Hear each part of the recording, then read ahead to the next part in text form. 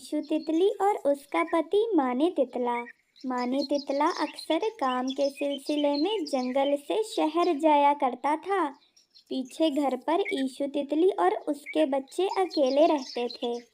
और ये है राजू मच्छर और उसकी पत्नी नीमो मच्छरी। ये दोनों बहुत ज़्यादा शरारती हैं और दूसरों को तंग करने में इन्हें बहुत मज़ा आता है। अरे नीमो मच्छरी, मेरे पास एक बहुत अच्छा प्लान है। मानी तितला काम के सिलसिले में जंगल से बाहर गया है। चलो चलकर उसके बीवी बच्चों को तंग करते हैं। फिर वो दोनों जाकर ईशु तितली के घर का दरवाज़ा बजाते हैं।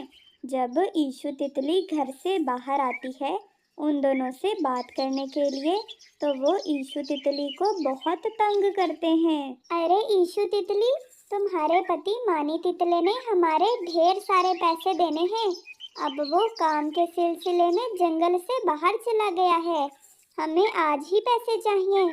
तुम एक काम करो, अगर तुम आज पैसे नहीं दे सकती तो अपना घर खाली कर दो।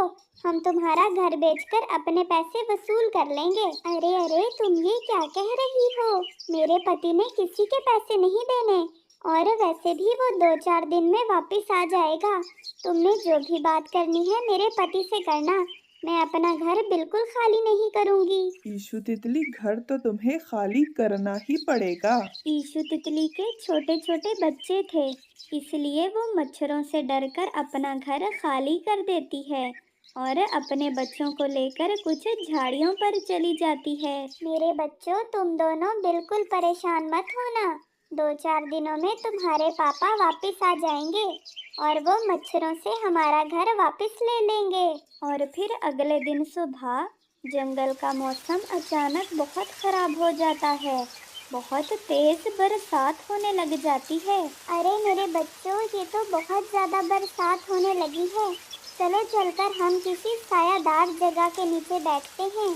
यूं तो तुम दोनों को ठंड लग जाएगी। फिर ईशु तितली अपने बच्चों को लेकर कोई सायादार जगह ढूंढने निकल पड़ती है और फिर उसे एक गुफा दिखाई देती है। वो अपने बच्चों को लेकर गुफा में चली जाती है। उस गुफा में ढेर सारा खजाना पड़ा था। ईशु तितली खजाने को देखती है तो बहुत ज्यादा हैरान हो जाती है। अरे वाह, इस गुफा में कितना खजाना है। अच्छा हुआ हम इस गुफा में आ गए। अब इस खजाने में से हम अपने लिए एक नया मकान खरीद लेंगे और उसमें रहने लगेंगे। और फिर अगले दिन सुबह उस खजाने में से कुछ खजाना उठाकर ईशु तितली और उसके बच्चे बाहर आ जाते हैं और ईशु तितली जुगनू चचा को कुछ पैसे देकर उससे एक नया मकान खरीद लेती है और अपने बच्चों को नए मकान में ले जाती है। और फिर कुछ ही दिनों में ईशु तितली का पति मानी तितला जंगल वापस आ जाता है और उसे रास्ते में ही अपनी पत्नी ईशु तितली मिल जाती है। ईशु तितली मानी तितले को सारी बात बताती है। अरे ये तो बहुत गलत किया राजू मच्छर और नीमो मच्छरी ने। मैंने उनके कोई पैसे नहीं देने। ईशु तितली, तुम बच्चों को लेकर हमारे पुराने घर आ जाओ।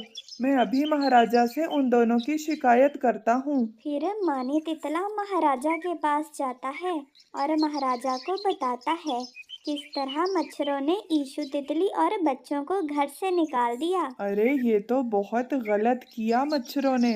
सेनापति, तुम मच्छरों को काल कोठरी में डाल दो, और जब तक वो दोनों सुधरते नहीं हैं वो दोनों काल कोठरी में ही रहेंगे। फिर सेनापति मच्छरों को काल कोठरी में डाल देता है और मानी तितला खुशी खुशी घर लौट आता है। अरे मच्छरों को तो उनकी सजा मिल गई, लेकिन उनकी वजह से हमें देखो कितना खजाना मिल गया।